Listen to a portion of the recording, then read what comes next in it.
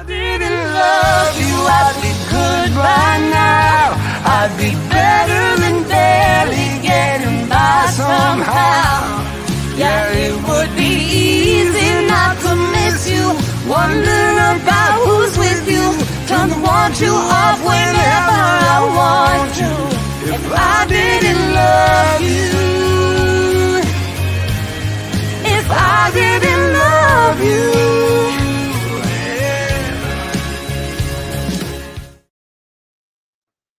All right. Hey, everyone. Welcome back to Connecting Flights. This is your weekly dose of inspiration, insights, and behind-the-scenes magic from the world of music, creativity, and connection. I'm your host, Samir Musa, with Victoria Renee, and we're thrilled to have you. We have a very special guest today, but before we get into today's episode, let's check in with Victoria. Victoria, what's inspiring you? How was your week? And what are you excited about most for today's conversation? Wow. I mean, my week was awesome. It was great. I mean, I say that, but actually, you know, it was awesome in the sense that I got to go home and see my family for a little while. I don't get to see them all that often because I'm far away. It wasn't under great wasn't a great pretenses, but circumstances, but it was fun, you know, to get to see everybody. And then, you know, just so busy, Samir, just this week, like today, I have I'm teaching later, and then I have rehearsal, and then I have a show, and then tomorrow I have another rehearsal, which was going to be the only one that I have for this show, and then I have a show in the Palisades, and then I have another show that night in Thousand Oaks, I guess. Oh my gosh, you're booked out there. I'm booked. I'm doing a matinee. What is happening? I love it. I know. Well, it's Christmas time, so lots of Christmas shows, lots of Christmas things going on. Okay, wonderful. Yeah. Well, I got a banner for you. I'll put this up for you. Check this out. I got some nice toys for us to play with, but this is for real. Where to go? Just, you know, to learn more about what you got going on. I'll keep that going. So great. Well, thanks, Victoria. Well, you know, I do want to dive in today's. You know, you did share a video of your performance. I do understand that you had your grandfather passed away this week. And condolences to you and your family for that. Thank you. Truly. The reason why, you know, I'm kind of excited about the video that you sent me about your performance at his celebration of life, you know, funeral, what have you, is that it ties in really well with our guest, who is I can't wait to introduce him. But let's put it all together. Let's see if I can share a clip of your performance. Sure. And if I can, and then we'll tie in and bring in our guest. Can't wait to meet him. Yeah. Let me see here if I can find it. He asked me to sing this song at his funeral. It was in his funeral plans I didn't even know about. So glad I was able to make it home for this. I haven't sung this song, by the way, since I was 10 years old.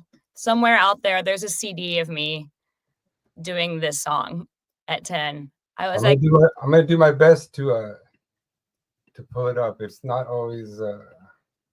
Right there. But, yeah, it was super interesting because this was like, oh, I need to learn Latin by Monday. You know? I can't pull it up because of the way you sent it to me, but why don't you tell us what it was, and then I'm going to bring in our guest. Okay, sure. It was a video of me singing the Ave Maria in Latin. It's a little different from the other stuff that you guys have heard from me. It's classical, operatic, actually. Yeah. And it was just it felt good to sing that song again. I haven't sung classically in a very long time. So beautiful. I wish, you know, I had it on your website so that I could pull it from there. Yeah, it really is a wonderful and rendition of it. And I'll see if we can have a chance to pull it up again before we're done with today. But if we can, now let's dive into today's weekly episode, because we have an incredible guest joining us, Daniel Shores. I'm going to bring him to the stage, and then I'm going to give him his kudos. Awesome. Daniel Shores. Welcome to the show. Thank you for joining us. He is a 2024 Grammy nominee for the Best Engineered Classical Album. with Clear Voices in the Dark.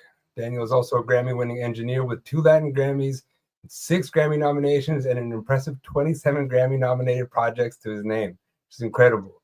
To top that, he's dedicated 13 years to teaching as an adjunct professor and serves as vice chair of the DC chapter of the Audio Engineering Society. So we'll be exploring Daniel's journey and artistry behind his work and his invaluable insights for thriving in the ever-changing music industry. So whether you're tuning in or during your morning coffee or winding down after a long day, let's enjoy this and see where this flight takes us. Are we ready? Let's go. Daniel, welcome to the program. Hi, Samir. Hey, Victoria. Very nice to meet you. Samir, Nice to be here. Thank you for inviting me on today. Yeah, it was very bio you have there, sir. quite the bio, right? And Yes. you know, it just happened. Daniel and I were both at we're both members of the DC Grammy chapter, and we were having our holiday chapter last night, and just bumping around the room, and then we get chatting with this guy, and I just like, I was like, of course I want to invite him into our show and learn more about what he's got going on. It's I feel like I could talk to him for days. I'm already a talker. So and we do have a little clip of some of the behind the scenes of this album that's nominated this year. Congratulations, by the way. That's huge. It's a huge honor. It was nobody was more surprised than me. Really? I really felt that the ensemble, because the album is also nominated in choral, so their performance is nominated, and I really felt that they truly deserve that. They're a stellar group. But when the nominations came out and I was nominated for the engineering side, I was just I was over the moon excited and somewhat surprised. I wasn't expecting it. Wow. Wow, isn't that the best? What a great surprise to have. I hate it when I'm just like minding my own business and then I'm just like Grammy-nominated for for Grammys. I'm just like, what's going on? This is great. You've already won one though. I have received one for my work with Kareem Suleiman and his album that he won the best vocal performance, solo vocal performance. That's like the best one. That's the best award. And then I do have 2 Latin ones for best classical and Latin in the Latin Grammys. So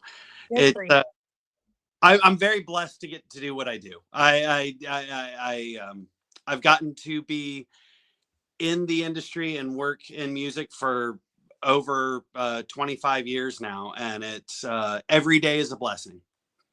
That's amazing. Well, you're obviously gifted and you worked hard at your craft, and so you deserve to have all of the success that you have already had and the success that's coming to you still. And absolutely, I couldn't agree more. And I'm so curious on a journey that you're a young dude, you still have so much ahead of you, but yet you've already kind of gotten so far and accomplished so much. Although maybe you can't feel it because you're in it. Can't see the forest for the trees is something that happens to all of us, for sure. But like, I'm really curious, like, on your journey into the audio engineering, like, how did it begin? How did you get inspired to pursue it as like a career? So I had told you a little bit about this last night. I actually, my father was a minister, but before that, he was an engineer himself, both designing equipment and also was an audio engineer. And a radio station had said that they would run an ad for the church's rummage sale if my dad could provide the ad to them. So at 8 years old, I helped him record the ad with my brother, and then I learned how to cut and edit tape. Wow. Tape. Yeah, he's talking.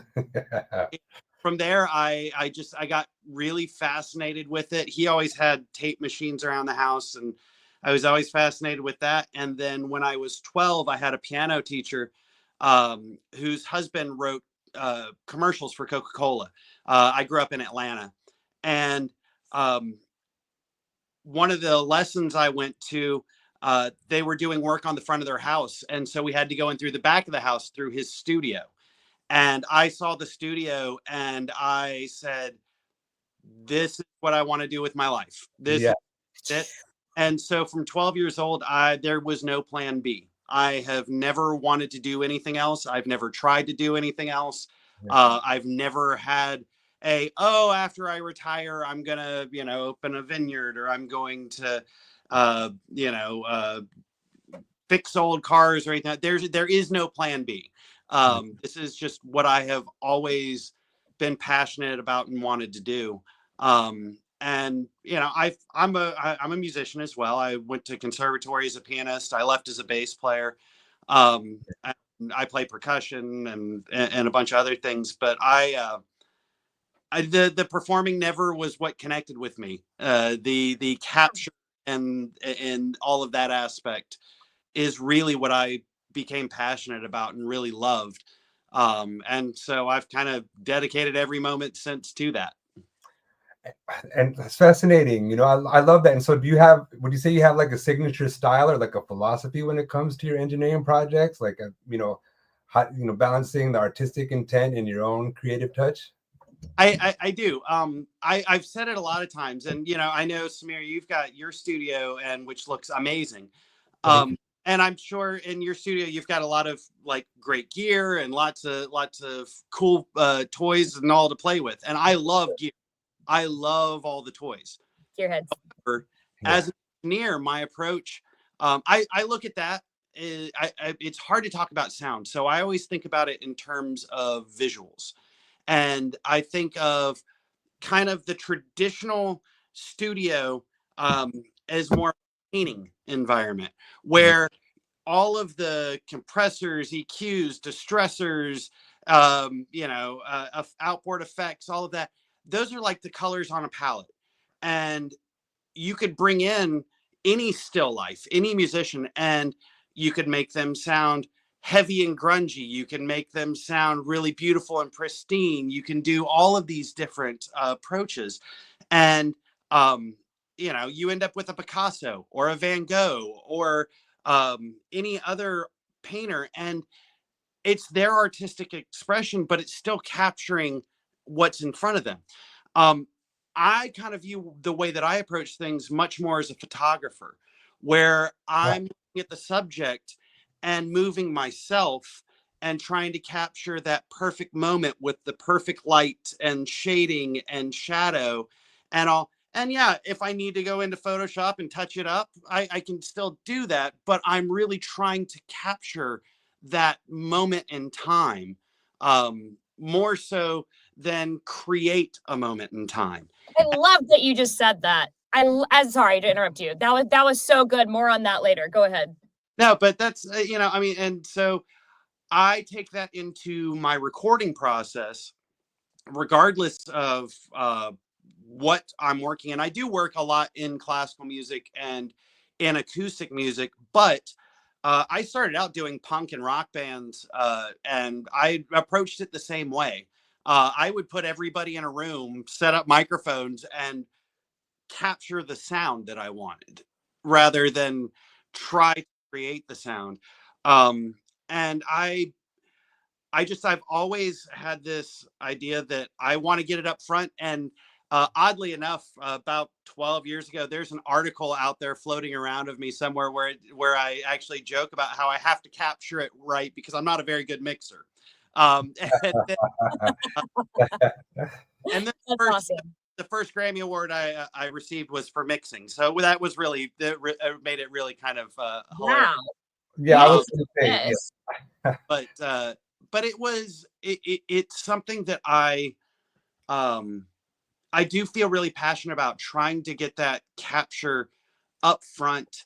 And then I've taken that idea and that thought into my mastering. So while I record a lot of classical and acoustic music, when I'm working in mastering, I will work with any genre. I work with a lot of hip hop artists. I work with a lot of EDM artists. I work with a lot of rock artists. But I take that same kind of vision of, if I was capturing this and if I was working with this and that music was on stage in front of me, how am I going to translate that to the artist?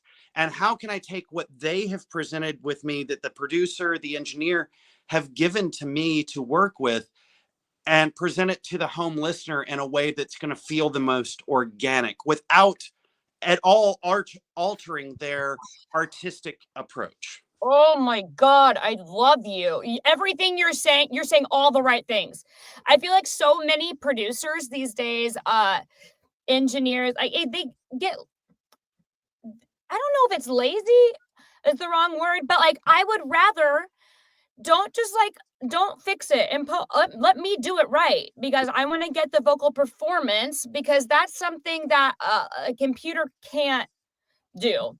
And I know there's so many things that you can fix, and sometimes it's faster, but just, you're just saying all of the right things. I'm sorry. Go ahead. I've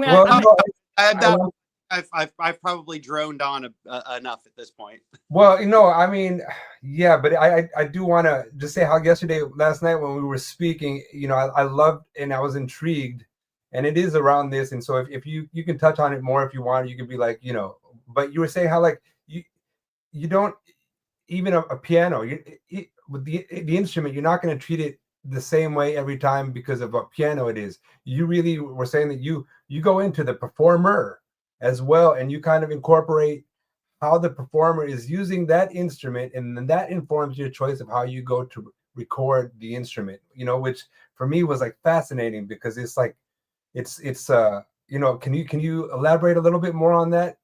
So pulling the best out of people. So really. I have I've been very lucky. I do most of the recordings, almost all of them, for Steinway and Sons, for their record label. So we actually have 3 concert grand pianos in my studio, and which happens to be in a church, if I may drop that, because I like how you said that this started for you putting an ad in a church. So that circle is beautiful, and I want to make sure it gets tied in, but continue, please. But Steinway has this really great technology called the Stereo piano, and I'm sure some people have seen like the disc clavier, that's the Yamaha piano that you can feed MIDI files to and it'll play back your song. Well, the Stereo, imagine that MIDI, and MIDI technology has 124 points of articulation. For every keystroke on the Stereo, there's over 1,024 points of articulation. So it captures the artist's performance, like every tiny bit of the performance. So I actually used one of the Stereo pianos early on, before they were even commercially available. And I actually did a presentation for AES where I demonstrated, I threw up 15, 20 different microphone techniques, and then hit play on the Stereo and recorded the performance.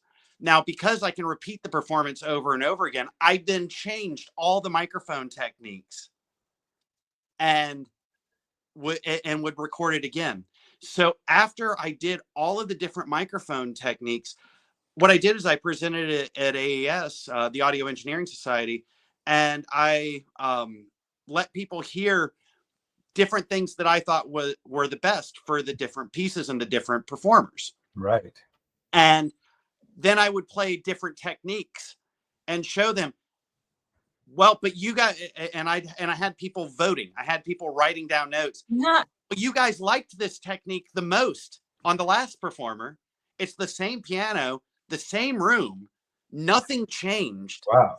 But the performance changed.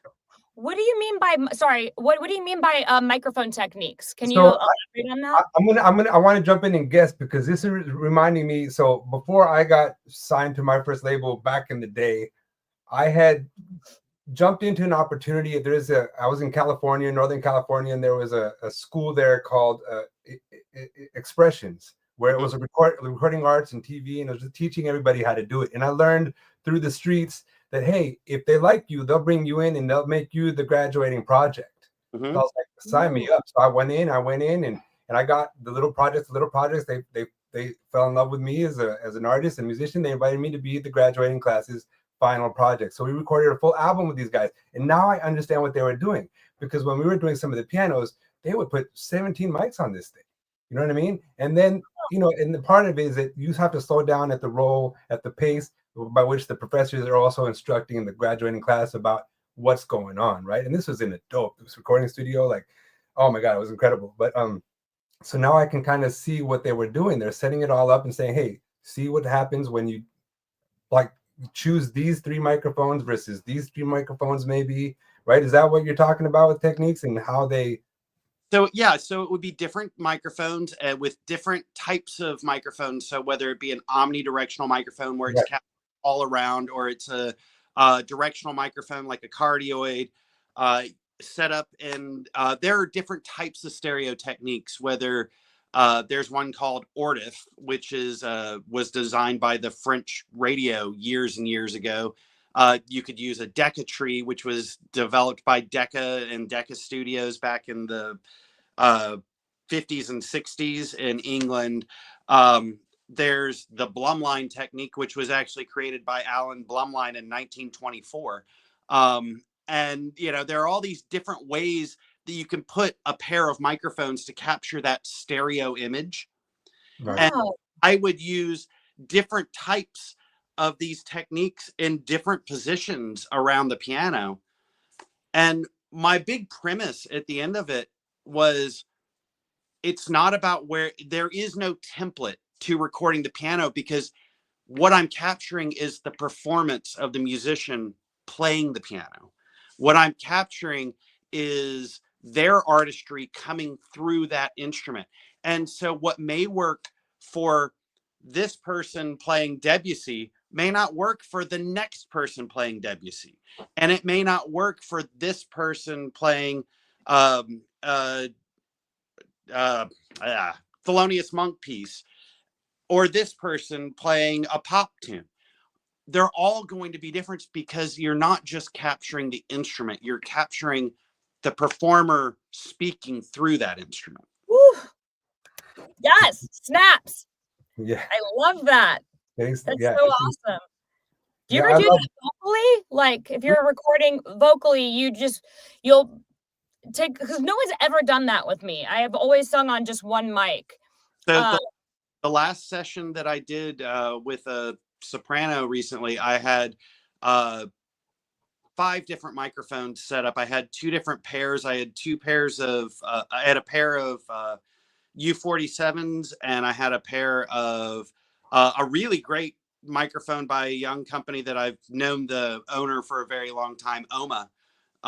They're really, really hot mics. That's actually what I'm going with right now in the production. And then I had a ribbon microphone in the middle. And so I could go in and I could A/B what was working best for the singer and what was working best for the singer on that piece. And so, yeah, I do that a lot. And sometimes I end up coming up with unconventional choices. I've used very small diaphragm microphones. Sometimes I've used different stereo pairs. I've done a lot of different things, because again, I don't feel like I have to be stuck to a template. I feel like I need to do what best serves the music. Yes, thank you for saying that, because again, back to recording vocals, I feel like nowadays a lot of producers, engineers, they want to put you through a vocal chain, and it's like, that doesn't serve my voice. Don't do that. just use it. I know it's easier for people, but I like to have some of the mistakes I don't want to get rid of, because it's a performance thing. And maybe it is like a monotone different than what your chain is hearing, but I wanted that. I sang it the way I wanted it, Not the notes you sing, it's how you bend them. Hey, Yeah. Hey, okay, I'm writing that down. That saying, it don't mean a thing, Yeah, and there's stories of vocalists who will be like, no, have discovered exactly the microphone that really does bring out the tone that they love, and they will bring it with them to the session and be like, I'm sorry, I appreciate what you have, but this is the mic that I want. Like, I've already figured out a sound that I like, and I've heard that story. And so, like, you know, there's, of course, how I'm curious about your teaching and mentorship, especially with, like, you know, music production and your accolades there, because, you know, I've been a big educator as well, and so has my partner Nico in the studio, and we have just launching a music production course. So, like, I love that talk. At the same time, you were currently a Grammy nominated engineer, so I also want to talk about the album. But let's finish up, since we're getting into the technicals of you know, of what it takes to be an engineer. Like, and would you address any kind of, through your experience as an educator, any common mistakes or misconceptions you see engineering students having, you know, when they come starting out? So I think that sometimes people that are going into engineering, or they're going to school for engineering, sometimes engineering is not what they're actually passionate about. They're passionate about music, and they're passionate about being a performer. And sometimes going to school to be an engineer is the closest thing they can get to mom and dad paying for them to make an album, or to take that time to get the band off the ground. Mm-hmm. I think that for engineers, young engineers, to understand that this is not a show up at 6 p.m., you know, and hang out and party with the boys kind of gig. This is the, you know, show up, you know, if you have sure, you're going to have sessions that start at 6 p.m. That means you got there at 2. Yeah. Made sure everything was set up and right and ready to go. So when they walk in, you're working. It's not playtime. I think that the other thing is listening, and listening to as much stuff as possible, listening to things in person, understanding what sound does in a room, understanding that a guitar on an empty stage is going to have a particular sound that a violin on the same stage is not going to have, that a drum set on the same stage is going to have, and understanding the decay times and how sound bounces off of things. So when you go and you add reverbs and delays and things like that, you can create a real environment, even in a hyper realistic way. You can create things that could never exist in reality, and these really cool effects, but you know what you're doing, and you aren't just turning knobs. You really have an idea in your head about the sound that you're going for. And I think that that comes from hearing as much stuff as you can, both live and, you know, listening to music. When I teach mastering, my mastering students are always floored on the first day, because a lot of them know me as, oh, he goes and does orchestras and things like that. And then, you know, on the first day, I'll pull out, you know, 3 hip hop things and some like straight Norwegian metal, and, you know, things like they would just, how do you even know this stuff? I'm like, because I listen to music all the time, and I'm not bound by genre. I think genre is a marketing term. Oh my God. Yes. Made up to categorize things to make it easier for people who are not in music to sell it. It has nothing to do with the performers or anything like that. People like performing and creating what they like performing and creating. And that's the way I approach sound. And so I think if we can get away from genre and just fill our mental file cabinets with sound, then when we come up against those projects that we've never worked on something like before, we can start pulling from our database. Right. I did a project last year with a double bass player and composer. Her name's Bára Gísladóttir. And she's an Icelandic composer, and she did this really amazingly cool album. It's all double bass, all that's been distorted and processed. And I mean, it's a 45, 50, 40, maybe it's 54. I can't remember. But a very long piece that is a, it is a just noise, like, for lack of a better word, a lot of people would categorize it as a noise album. I hear the music and the beauty in it, but I mean, it is just pumping, and it's, you know, if I had not heard like Sunno or something like that, I wouldn't know where to even begin with it, because it's got this big drone kind of approach to it. But it was one of the coolest records I worked on last year, and it was nothing like in the realm of what I normally would do.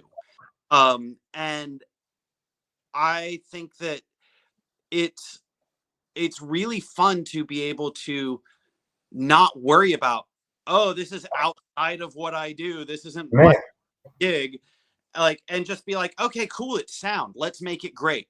Yes, man, I am so happy to hear all of this, because, you know, I came out just outside of the box, period. Like, that's just how I was born, that's how I was raised. I was like, you can, like, guess where I'm from, right? You'll never figure it out. I'm just like, I'm from everywhere, and I've seen a lot of things, and my music came out the same way, and like, and it wasn't like that, you know.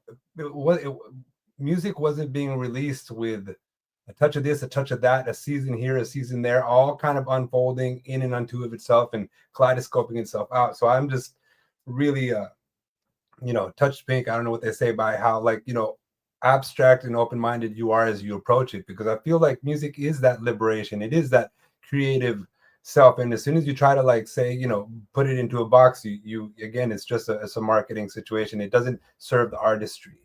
And so, like, art has always been first, expression has always been first, and, you know, and I'm just like thrilled that that's how you approach your craft, and that, and not only is that how you approach it, but that you've been awarded, you know, and recognized with that as being your philosophy towards it, because it just it reassures me that artistry still lives, you know what I mean, and like, and still has an incredible place in the world and in the industry. So I think it's just, you know, I'm very excited about it. And, you know, yeah, and so, and I want to congratulate you again on the being a 2024 Grammy nominee for Clear Voices in the Dark. Yeah, so beautiful. I am going to share a clip when this interview is over. I'll walk you off stage as we share. I found a beautiful 3-minute YouTube clip about, you know, with the artistic director, I believe, of the recording. It's, oh my gosh, it's lovely. And Victoria, you're going to love it, especially on the heels of what you performed, your Ave Maria, this week, because it's just this classical vocal choirs. It's just gorgeous. You're going to love it. But turning our attention to this moment for you, can you kind of tell us a little bit about the story behind the album and what made it such a standout project this year? So it's funny. This is about I think the 6th or 7th project that I've done with Skylark. The last project I did with them had a bunch of solos. There was another project that we did over COVID that was really a challenge with singers and all. And then the project before that was actually also nominated, both in choral and in engineering.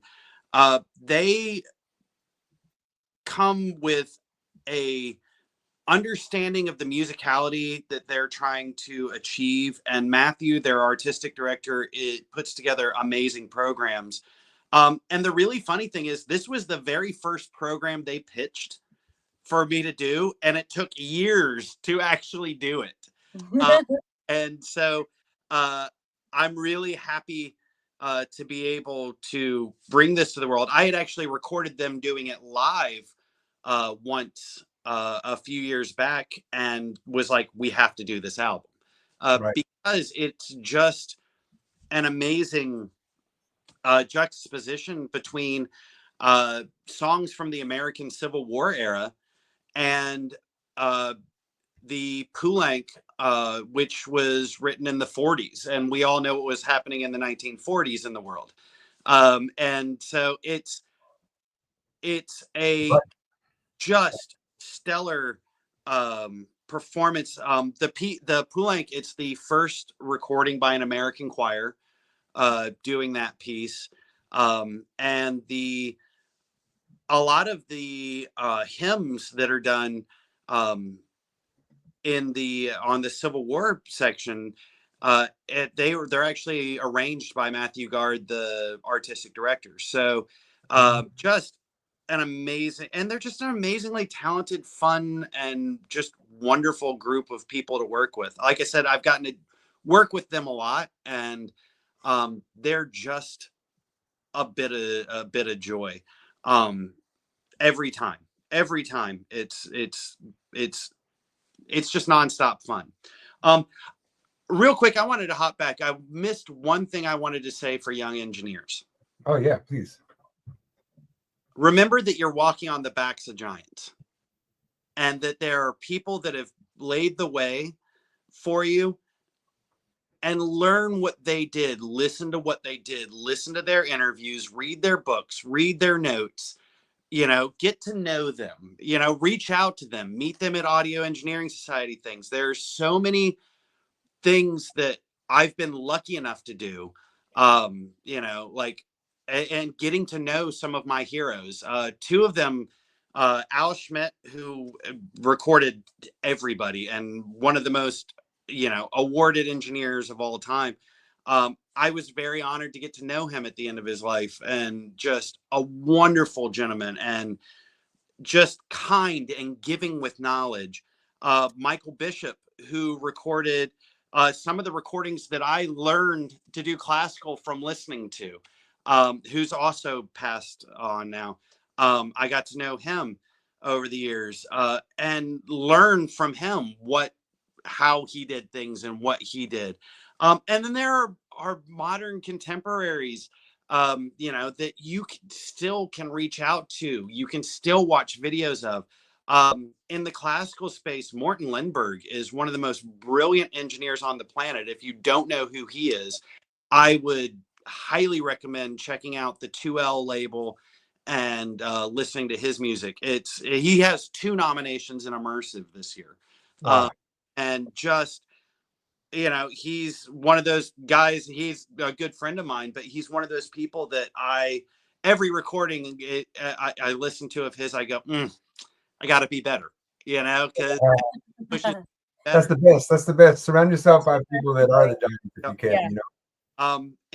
can. But then there's so many people like Jim Anderson and who's done some of the most brilliant jazz recordings ever. There's, people like Chuck Ainlay, Elliot Shiner, all these amazing people, and they're just great people. They're wonderful people, and they're so giving with themselves and their time, and they give to NARIS their time and giving recommendations and things like that, and to Audio Engineering Society. And so when you're a young engineer, when you listen to things and you go, hey, I really like this, find out who made it. Find out what else they've made. Listen to those things, because that's going to help inform you. And all of those people have done that with people in front of them. And it's how we continue to grow and build. And, everything that I do, I'm able to do because somebody else did something similar or something different. Yeah, I do a lot of wacky things, but I know how to break the rules because somebody else made the rules. And that's, a really cool thing.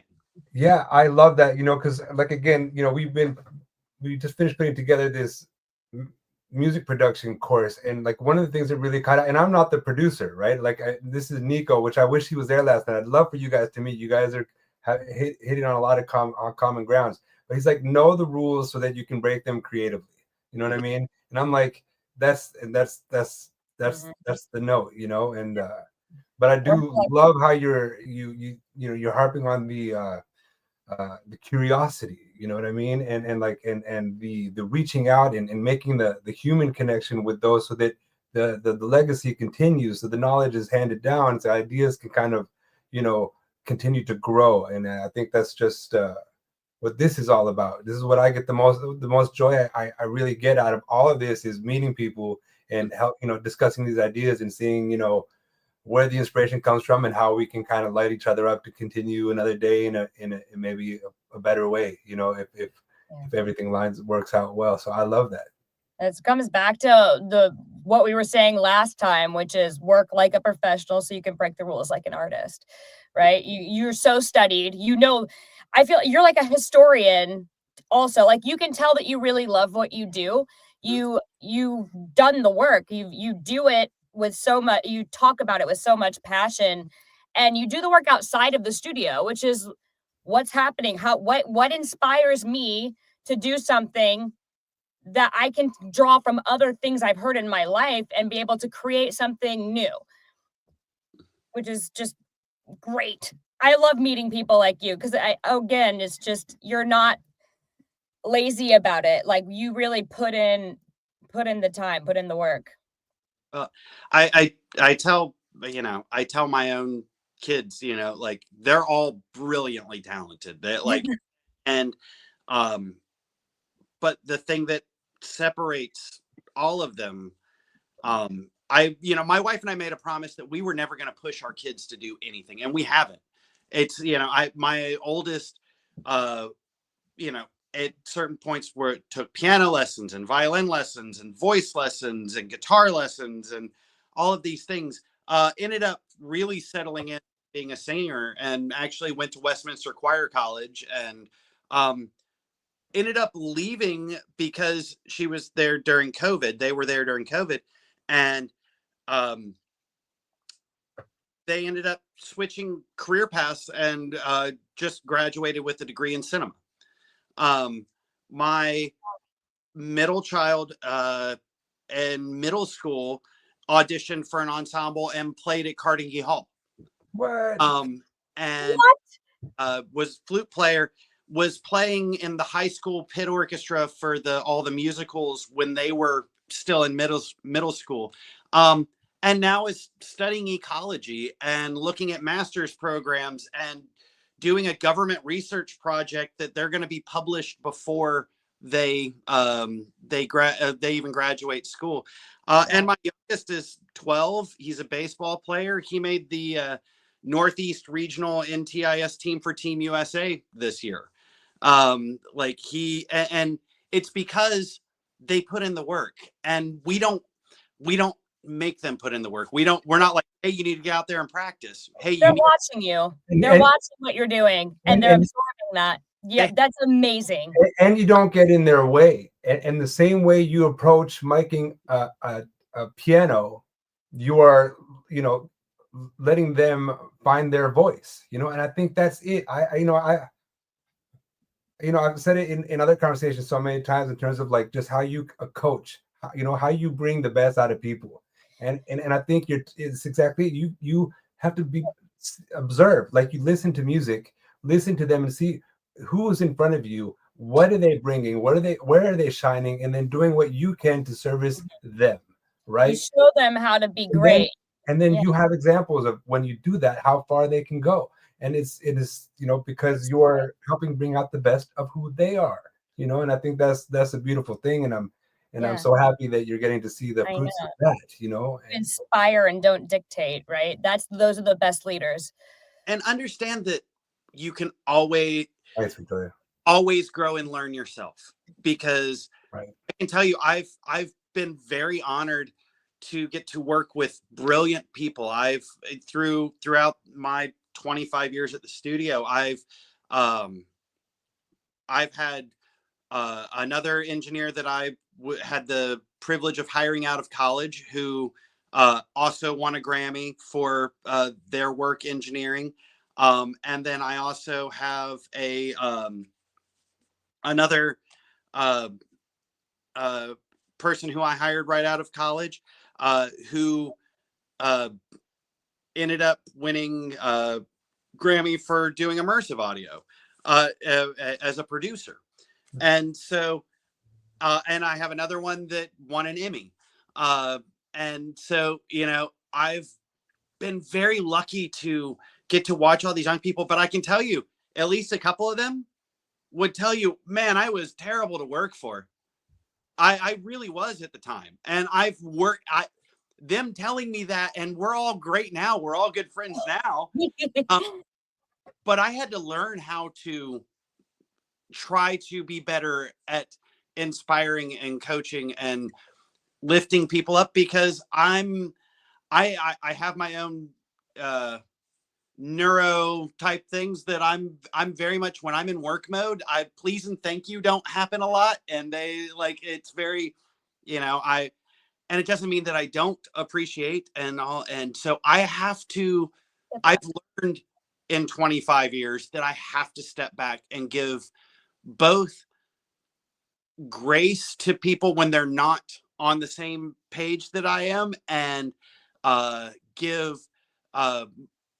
allow myself to take time to express things in a way that are going to be uplifting, and maybe not the fastest way to say it, because sometimes the fastest way to say things, I used to joke with a producer I worked with and did literally hundreds of albums with, that he could sit there and tell somebody, oh, that was the worst thing I've ever heard, and I'm worse for having heard it. And and artists would go, sorry, sir. Wait, sorry, what was that? I was laughing too hard. I would say he could say something like that, and the artist would go, how can I fix that for you, sir? Because he just had such an engaging way to, and then I would say, that was okay, and they you know, off and storm out. Yeah. You know, artists are so sensitive. They're so sensitive. It's so funny. But also it's in delivery, and it's in the sincerity and understanding that we're in a collaborative process where people are creating and where people are making art, and where we need to make sure that we are allowing for more than just the technical and more than just the work that has to happen, but that you have to leave room for the magic to happen too. Absolutely. And that's for me, it's a big process. Some people come at it from a much more artistic way. I'm a big efficiency guy, so for me it was always let's do it the fastest way possible. Let's do this, and you're in the zone. You just you get tunnel vision, and it's hard to. When you're tunnel vision, you're not thinking. I'm the same way, by the way. Yeah, but you don't. You're not thinking about what other people, might feel about this. You're just like, I hear it, do this. You just get like tunnel visioned into it. It makes total sense. And also, as an artist, period, you just gotta have tougher skin. Like it's fine. I want to be told the truth. I don't want anybody to just be like, that was great. I'm like, no, be real. That's how you get better. Yep. But sometimes it is a difference in delivery, and maybe that wasn't the best. I think that you could give me something more in that. I hear that you're close and that you could give me something more, versus, yeah, that wasn't right, let's do it again. I worked with a producer who actually was, I believe you might know him, Samaris, Dan Mercurio. Because I thought of him yesterday when you were saying you're going up to Iceland next. Last time I saw him, he was going up there. Yeah, do you work with him on those projects up there? Yes, that I was here on all the projects that he's done in Iceland, and I've continued to work over there. But he's one of the most brilliant people. People. He's a people person. He's a great communicator. And I've learned a lot from him. He's one of the ones that would tell you I was maybe not always the easiest person to work for. Right. Studio. But I learned, through that I learned, and it's given me the opportunity to change and grow. That's the best. We all have to keep doing that in this business. I think that if we want to keep engaging with people, we've got to learn and grow and move forward with this. I always tell my college students, I'm going to teach you the technical, but I also want you to learn the soft skills, because those are the things that keep you working, in my opinion. Most. Man, People, I've had people they like. yeah, and I've had people, you know, like, because I in previous professions in my life, I've opened up franchise music schools, okay, and I remember on that journey of 7 years of literally building up and building out, and you know, they would come and say, you know, what you have, they can't teach in college. You know what I mean? Like, there's You're just something really good at that, Samir. Like, Samir has a way of being able to get his point across that is so delicate and gentle, and it's so natural to you. Like, sometimes when you're zoned in, you're tunnel visioned, you know, you're like, stop and think, how can I say this to inspire this action from them? Instead of like, you know, that's comes so naturally to you. Well, yeah, I love it. I mean, I'm grateful for it, and I'm grateful that Daniel's highlighting like the soft skills as well as the technical skills, because at the end, it's like it is a whole package situation. It's an experience. You know what I mean? You're gonna have it. You're gonna feel it. You know, technically, you're gonna feel it personally. You're gonna feel it emotionally. You're gonna feel it artistically. You're gonna feel it all of these ways. And so, like, you know, it kind of I guess somehow my mind is connecting it in a way that I haven't before. But they say, they typically say with people, if you want to go, and I said this the other week, I think if you want to go fast, go alone. If you want to go far, go together. You know, and I think it goes also with the way that you approach people. Like, if you want to go fast and teaching them how to be an engineer, go. It'll be fast. But if you want to go far, teach them how to, like, you know, bring the whole package to the project. You know, and so I really appreciate it. And, like, you know, the human touch is a big part of what we are cultivating in our studio right now, because, you know, it becomes so impersonal. You can kind of just get things done with clicks, and, you know, you can just, like, you know, be very tunnel vision about it. But, like, there's a humanity that inspires it in the first place. You know, like, the true art comes when you're inspired, you know, and, like, the way it moves you is because of that. That's true. Especially as a vocal, I've seen this so many times where we're so hard on ourselves, period, you know, and seeing other people in the booth and being like, now they're in their head, or I'm in my head, you know. So now we're working on what is it that you're asking from me, and then you forget about just perform it. Just do it. Like, hear that, embody that in your bones. Don't try. Okay, you did that. Technically, you just did what I was asking. Now do it like you mean it. Yeah, and I've heard you say that a lot, Victoria, about, like, you know, the nuance of performing it, like, you know, because, you know, you come off. Victoria's a phenomenal vocalist. Daniel, actually, I wish we could play some of her clips for you too, but maybe another time. But do check her out. It's great. Oh, I'm fully intending to. We're all friends now. So. I know. I love it. See you next week, right? On the show. We have to have you back. This is so fascinating to me. Like, you're really just, I said it once, I'll say it again. You're saying all the right things. It really is inspiring to me to talk to somebody who hones their craft in a new. So I teach too, vocals, and you know, everybody wants to be a singer and nobody wants to do the vocal exercises. That's not the fun part, but it's you have to. You just have to do it. You have to carve that out and be able to. You're going to be able to do so much more with your voice when you have the vocal technique, and then you're not thinking about the vocal technique. It's just in your tool belt, and you pull it out as necessary when you need to. But it's mindless. You can just do it. You know what to do. You've done this 1,000 times. And being able to just let go and be free and be present in the moment. That's the performance is the whole thing. Like, that's what lit me up in music. Was I love the recording process. Also one of my favorite parts of it, but the live performances and being able to feed off of other people and having them feed off of you. And you guys are all in this moment together and sort of just vibrationally rising, you know, at the same time. It's like, it's magic. It's almost like I'm like, is this like sorcery? This is like a form of sorcery, I think, you know. You know, I heard something about, like, a quote from Einstein popped in my feed the other day, just saying, like, you know, the medicine in the future is going to be in vibration, you know, because something beautiful can happen. And so many people say music can heal, and and then you have these studies about how music is the only tool that actually allows people who can't remember anything to remember things. Like it does do this. They say the pyramids were built With harmony. Yeah. But So seriously, there's resonance. Like, and now that they're actually, science is diving deeper into resonance and what it can actually do. And I think I've mentioned this before, but music actually can change the sick cells in your body. They'll change colors back to the healthy colors that they're supposed to be, and they'll start moving back towards the healthy cells, which is mind blowing.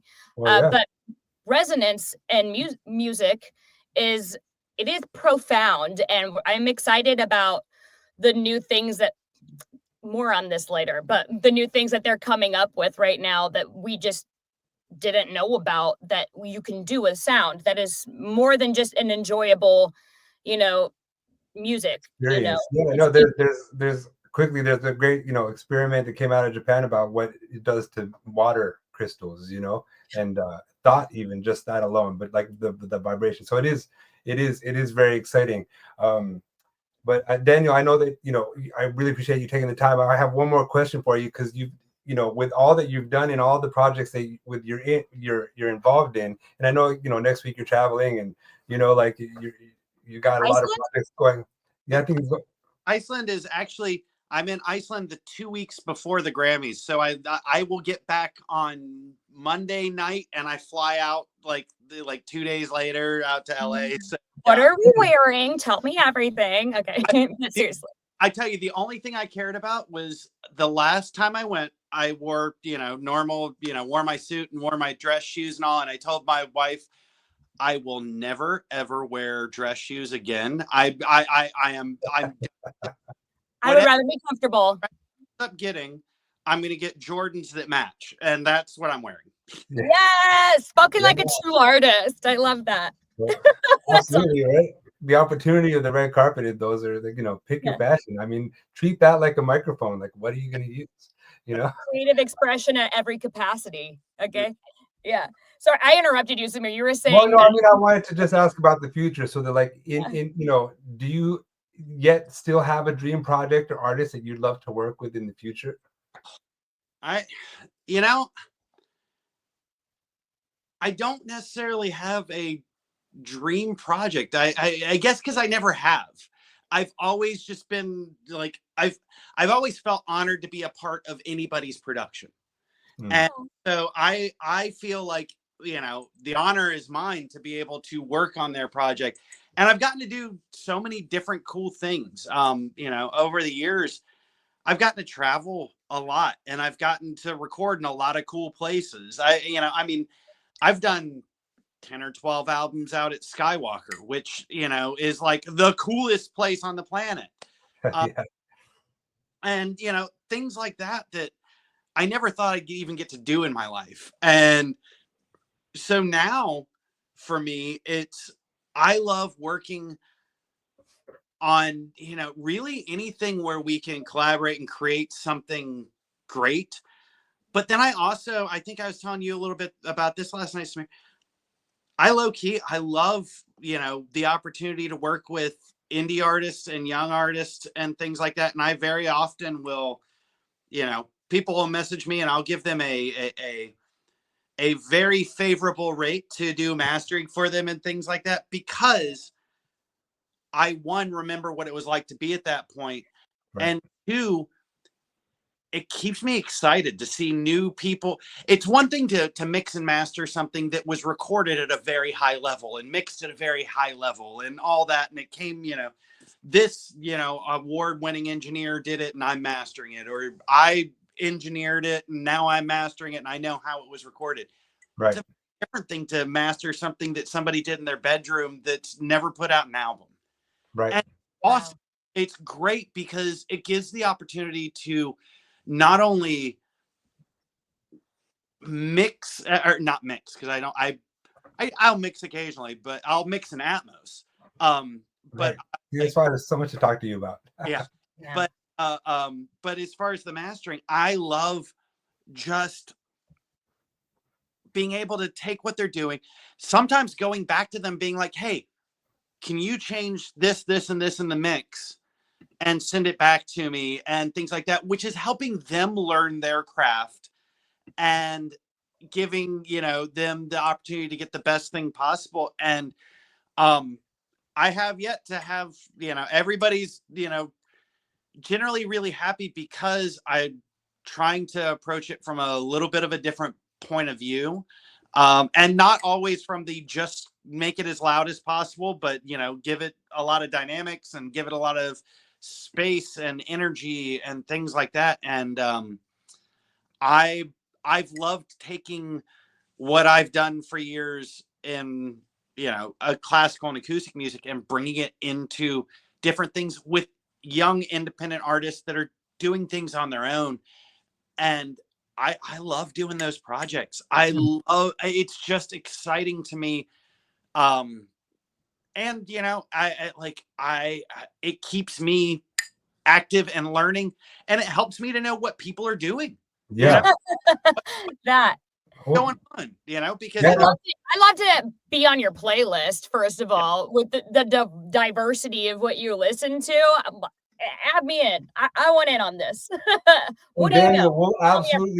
We'll absolutely be happy to start, you know, put you out there on the list, because we don't master at our studio. We delegate, and we do have the good fortune of having a good relationship with Greg Lukens, and he does our mastering for us, you know. But he's got the same approach, and I'd love for them to be like, Daniel, you know, like, please, like, you know, check this guy out and give you some songs to play with, because, you know, it's really about keeping that inspiration going, and that humanity and that touch. And, like, you know, it's like kicking a soccer ball. I just, like, get out there, play, you know what I mean? Like, just enjoy the moment, and you know, don't hang too hard on what you're expecting out of it. Just, like, get out there and play, and you know, and it may be the second ripple that what it's all about. You don't even see it anymore, you know what I mean? You put an idea in someone's head, they go talk to someone else, and it flies, you know, and it's fine, you know. Like, so I love the more opportunity we have to, like, you know, connect with each other. I think it's a better world will come from it, for sure. I agree. I mean, that's what it's all about, you know. And I tell people all the time, I pass on projects all the time. Things that I know I know people that are gonna do it better. I'm like, I don't, you know, our job as engineers is to serve the music. And if your studio is the right spot for it, I'm going to tell them, hey, you know, we're maybe not the right spot for you. Like, you should go check it out. You should go check out here. Or I've got a friend who works a lot with singers and has a great set of mics and processing and all, and does a lot of vocal over. Like, there are times where somebody needs to lay down a hip hop thing or an R&B thing or something like that. I may send them that way. Right. I don't have the need to do everything I want. There's lots of things out there, and I want everybody to, you know, it's a big table. Everybody should be full. That's the sign of a confident artist right there. There's no gatekeeping when you know who you are and what you're doing. And how the universe works. It's an abundance mindset. There's so much out there, you know. It's like you're completely right about it, and it shows through all of the, you know, again, the fruits of your labors, be it your kids or your music, or, you know, it's like, you know, that attitude and that philosophy, and that, you know, is just where it is, where it's at, you know. And I think that's what, you know, good begets good, and, like, you know, prosperity gets prosperity. It's just like, it's the right mindset. It's been great speaking with you, Daniel. I really appreciate you taking already all this time out. I know you're a busy man with a lot going on. Definitely look forward to staying in touch and hearing about all of the things that are going on with you. We are in the same neighborhood, so you know. So I'd love to do this again. I have so many questions. Say it again, Daniel. You were cut out. I said you need to get out to my neck of the woods, and I need to get out to your place. Yeah. So tell us, where are you? Where are you located?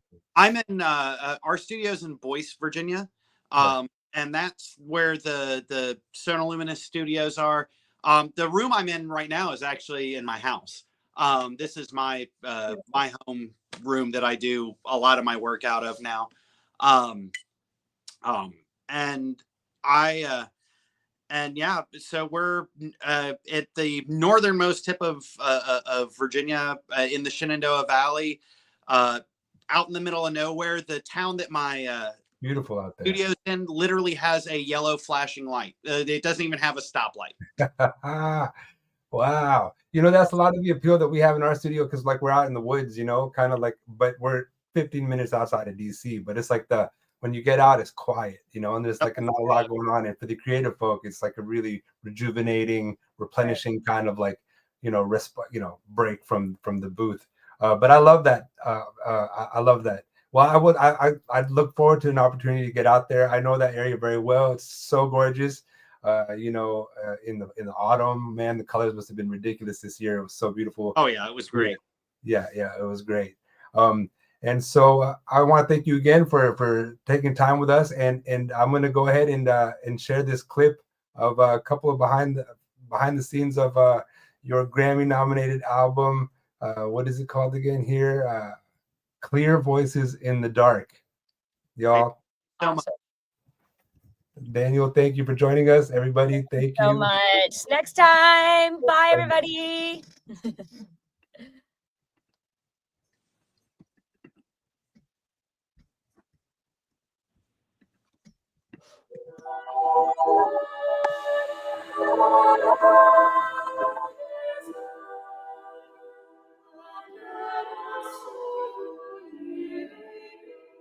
Composer Francis Poulenc wrote Figure Humaine in 1943 in Nazi-occupied France, and it is a true Mount Everest for choir. It's written for 2 choirs in 6 parts each, so 12 independent vocal parts total. And it's beautiful, but also at times fast and furious, to the point that it sometimes feels like singing your part on this piece is like jumping onto a moving train.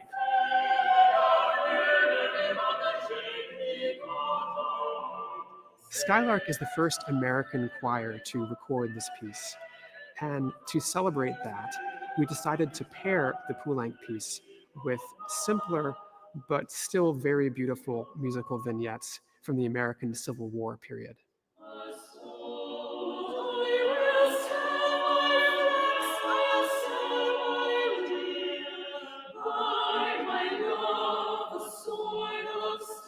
With these Civil War songs, we hope to create a bit of a dialogue with the Poulenc piece. Even though these 2 wars were only about 80 years apart, the musical styles from the 2 periods are very different. But the texts of these pieces share very similar human reactions to times of war.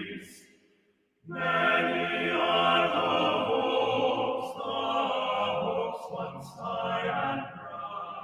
There are a few Civil War songs that most people likely have never heard before, and others are familiar, like the Battle Hymn of the Republic, written by Julia Ward Howe. I can read his righteous sentence by the demon-flaring lamps, his days marching on. In sharing these musical offerings from 2 times of tragedy, we're hoping to shed light on the human spirit's ability to endure and create real beauty in times of true darkness.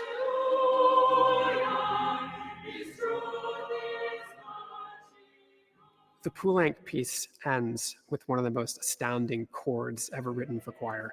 There's a high E above high C in soprano and a low E in the low bass. It is a literal scream for freedom. And the composer said that when he finished the piece, he placed the score on his window and hoped it would be performed on the day of liberation. This recording comes 80 years after that moment, and we hope that it can serve as a tribute to all those who have endured tragedies in the pursuit of freedom and justice.